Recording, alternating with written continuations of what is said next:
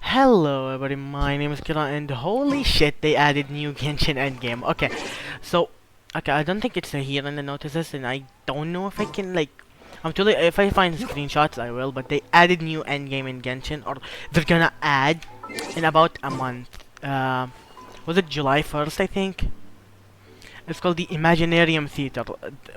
Weird and complicated name, but basically think of it similar to like a hybrid between simulated universe and pure fiction in Honkai Star Rail.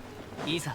いや、Basically, what the hell? Like, I don't know, you get to pick your roster basically, and you get to pick buffs. It's a bit different in the Abyss, in where in in the theater you pick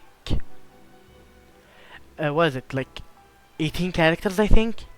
You only have to build like 11 or 12 of them depending if you pick a character, because 6 of them are trial units anyway, so that's fine.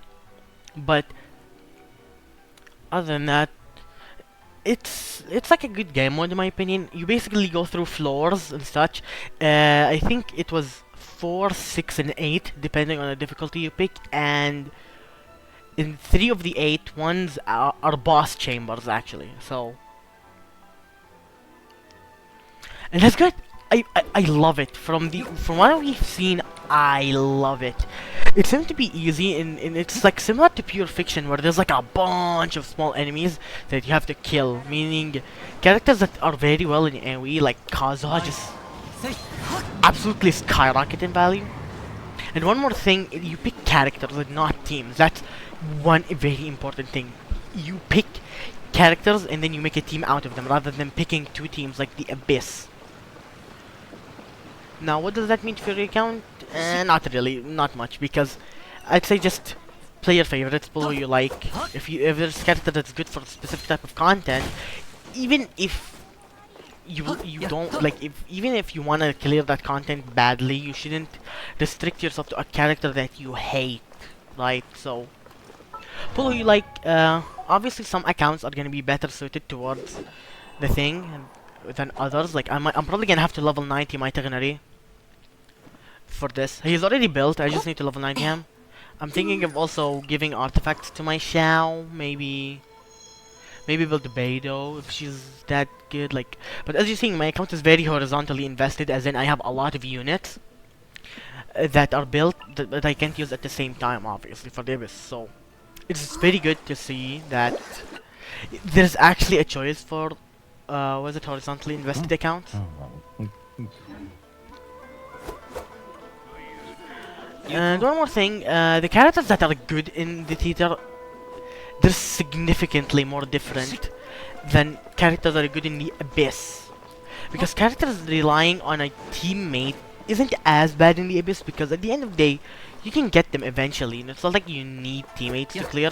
Like, obviously do you need, I meant like best in slot teams. Like, for Ayaka as an example, I've been using Sucrose with her for like 2 years.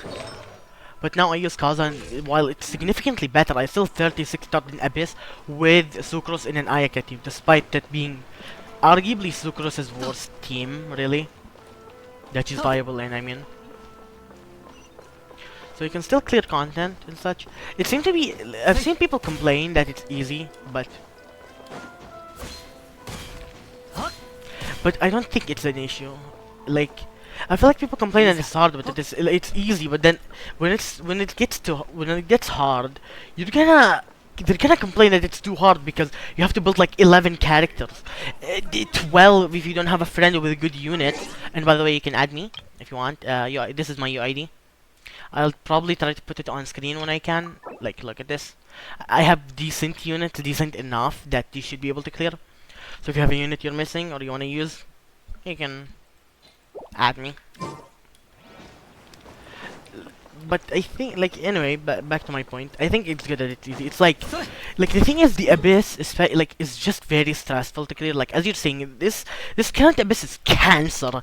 Like, there's no other way to. It's horrible. I hate this Abyss to my core. It's super, like, a lot of Abysses are just super stressful to clear, especially the first few times around when you didn't figure out the strategy yet. 有効。And maybe that's a skill issue, but it's just super difficult unless Unless you have an account that is extremely strong and you just steamroll content like it's nothing. And not many people have that type of account unless you were playing since a really long time ago and you have been playing very consistently. But I have been playing since a long time ago, as I have like characters like I got Ayaka since day one, you know. But like I'm talking like playing consistently, because I don't play consistently. That makes me miss out on materials, characters, primogems, mora, etc. So I think it's fine to be easy, at least for now. Maybe it's just but I don't want it to get harder, I'll be honest. Like, obviously if it gets harder, that's fine, but I don't want it to get too hard like the Abyss right now, because the Abyss is just genuine. Like I said, it's very stressful to clear, and I don't think we people want more stress in this game. Like, it's not a skill issue. The Abyss is genuinely difficult to clear, especially if you're new or don't know what you're doing with artifacts.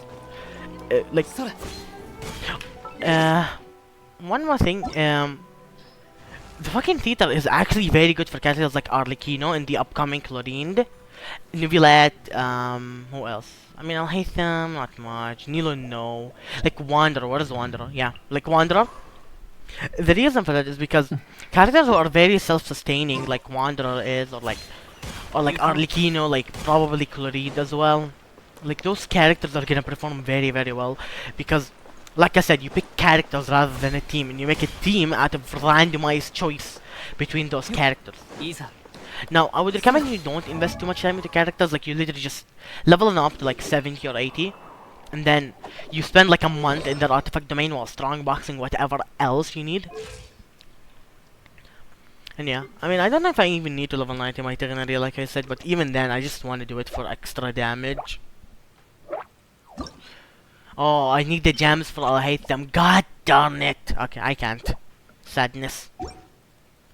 But like even low invested units can do well, so you don't have to worry too much. It's just, I feel like people are overrating the issue of too many units, because and one more thing, I feel like people are complaining too much that it's like, oh my god, too many characters. But at the same time, I feel like it's meant to be endgame even after the Abyss. You know what I mean?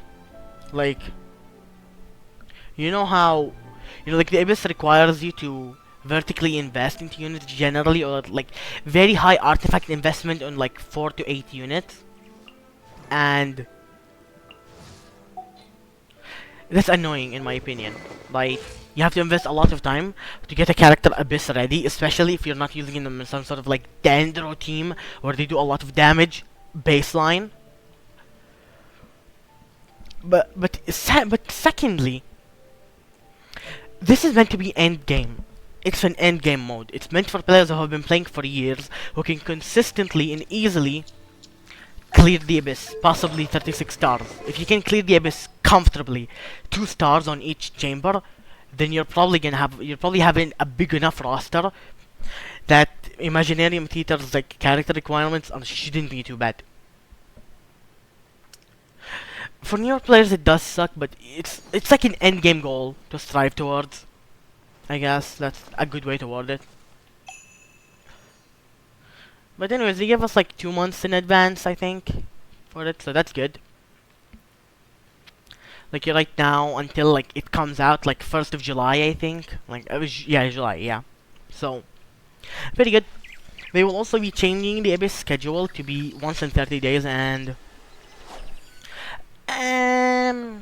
it's on you feeling that good or not. In my opinion, I think it is. I like that. Having to clear like floors 9 until 12 every single time, every 2 weeks, is super painful. Because there isn't like the star rail thing where you can just immediately clear one floor and then everything before it just gives you the reward for it immediately. You have to clear one by one. I really hope they add that. Please, dude. It's such a fucking good feature. But anyway. So what does the Imaginarium Theater mean for your account? Like I said in earlier video, it doesn't mean much, but what it means overall is that more flexible characters that can be good on their own, when it comes to like support, as an example, like Nahida, Yelan, Bennett Fischl for this Abyss as well. Like characters who are very well on their own, perform significantly well, but then characters that are dependent on other units to be good, like Hu Tao is reliant on Xing Shou, Shangling is Shangling isn't even a unit without Bennett. What else? Farina also isn't even a unit without a healer. But otherwise, units that are just good at their own, like Yaimiko, like Fischl, Yelan, Nahida, Kazuha also. Shao, not really. He's shit without without his best in slot team. I'm sorry. Stop coping, people. Anyway, that's besides my point. Bennett is also very good support in the next cycle. Farzan is gonna be C0, I think, and the trial version, which is sad, but yeah. That's why I think I like it. Like first you pick like 6 characters that are like either trial or your version, and then you pick another cast that's like either character like we have like the special guest stars as well that are like don't go by the elemental requirements, and we also have like characters you can borrow from a friend. Apparently, I don't know how that works yet, but apparently you can, and that's in my opinion also a good thing. So it's not as bad because you can just build characters like around baseline, like 80 out of 80, like weapon maybe 90, like I might even build Gaming for this, unironically. Depends. I mean, I don't know. I don't know how good Gaming is here.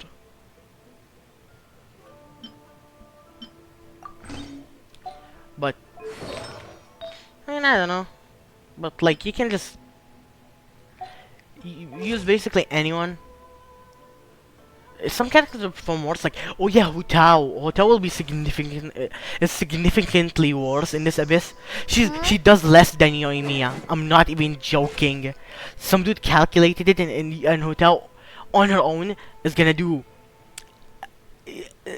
noticeably less DPS than Yoimiya solo, or like with Toma in this abyss, in the next like in the Imaginarium Theater. It's actually crazy.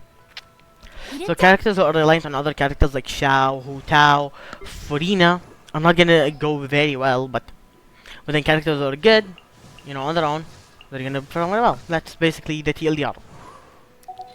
What is my opinion on it? I've already stated it, but I'll just say it.